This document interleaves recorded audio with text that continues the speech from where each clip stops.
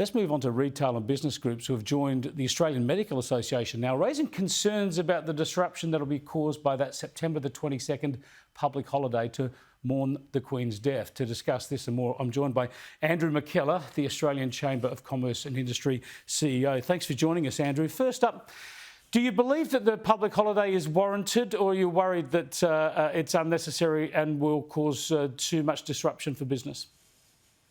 Oh, look, Chris, I have to say I think these are extraordinary circumstances, exceptional times. I think, of course, there may be some disruption to business as a result, but I think we have to be understanding. In the circumstances, I do think it is appropriate that we all stop for a moment, we take stock. I think it's a dignified and appropriate measure of respect for somebody who dedicated so much of their life to service of the international community. So I think really from that point of view, we have to be understanding in these circumstances. I think it's very hard to be churlish about that. Well, it might be reasonably easy for big business to, of course, accommodate this, but I suppose the real concern is with small businesses who have been hit by so much over the past 2 years, and a public holiday, especially on a Thursday, could really inconvenience them, cost them directly.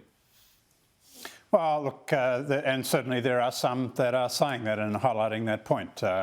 Look, in some states, Victoria, for example, there is a public holiday on the Friday as well. Relating to the grand final, honestly, I think that's a much bigger question. It's going to cause some disruption. That's, of course, true. It's undeniable. But I think really in these circumstances, I think it's just one more thing that we've got to take in our stride. I do think we've got to be dignified about this, and I think, honestly, I think we can acknowledge a much greater contribution for one day.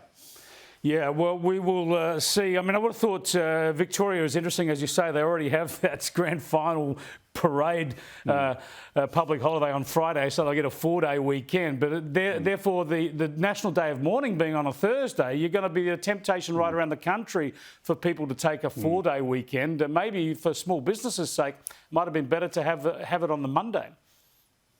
Well, look, I think that's. I'm sure there are very detailed protocols that are involved here. I mean, one point that I will raise with you, and it came from one of our member industry associations. So in Victoria, for example, normally with that Friday holiday, work sites would knock off on the Thursday afternoon. They'd take some time off from, say, 2 o'clock. I understand that's now being extended into the Wednesday. I think that, honestly, that is a step too far. I think that is really not something that needs to be done.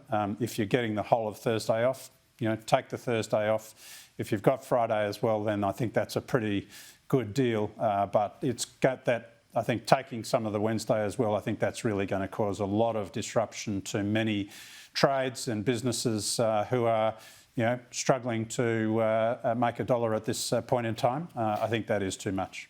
Just let me get you on another issue, Andrew, and that is the waterfront reform. We know what's gone on in that industry, that sector over so many years, going back to the Howard government years and the waterfront strike, and the productivity that's increased since that time. Yet the Productivity Commission has come out with a report saying that there's all sorts of problems still happening in the waterfront that are costing all of us dearly.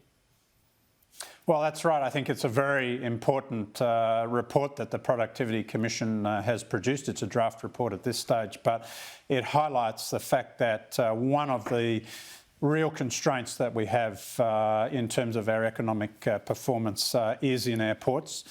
This is a critical part of our infrastructure. It's the gateway to Australia. So, exports, imports coming into the country, exports going out. This is, a critical part of how our economy performs. And that report shows that the inefficiencies on the waterfront are costing us more than $600 million a year each year. A lot of the problems that we're seeing there go back to the work practices that are still in place. And these are very restrictive and costing us a lot.